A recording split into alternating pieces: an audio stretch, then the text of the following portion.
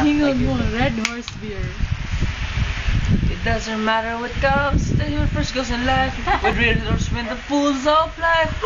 Nothing gets to you, stay with fresh and cool. With Red Horse, when the fools of life. Red Horse Beer is makausap sa tao. Ang usap ng tao makahalip-silip sa tao. Ang tao po makatulog sa tao. Pero ang Red Horse permanenting makapatid sa tao. Dako na kayo may gasto sa gobyerno, sa Red Horse nga mga tax among gibayad. Wala pa may gibayan sa gobyerno.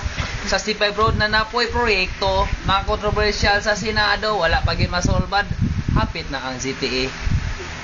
Ang ulo na mo nasigo na sa Red Horse. Ang tao nakatulog na gani. Gilip-sulis pa gani sa amigo. Ang Red Horse pod ito siya makausob sa ulo. Tagalog mo po.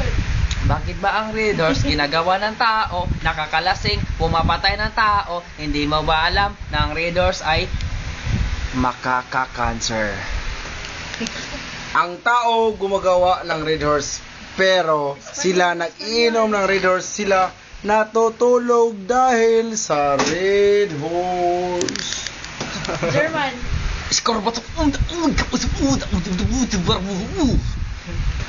No bien, me puro que su grito sí, muy por la ciudad pues siempre que French. Bonjour. Est-ce que je vous arrosez-vous de la France Paris or fou? bonjour, sí, moi c'est ça, merci. Chinese.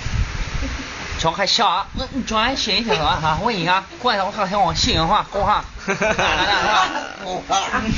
快点，像快离狂天线上走题，快拿天光光一直着。哪个人？看，这是个你叫这个啊，这个搞错了，这个哪个人的？ Uncle Bob. 这个，OK จ้ะ holy จ้ะ monda， 这我是讲 holy จ้ะ。Jamona, what is he going? Holy Jamoncha. Uncle Bob. Uncle Bob, Uncle Sam. So Uncle Bob. Uncle Bob. Yeah, man. You're a Red Horse, man. You got a plenty of nutrients here, man. This is made from the most pleasure in Philippines, man. Yeah, man. All Filipinas, sí, muy biro, sí, mi amigo, sí, Kirio. Sí, muy bonito, sí, muy sleepy, amigo, muy biro. Inom mo mong beer, mahubog mo.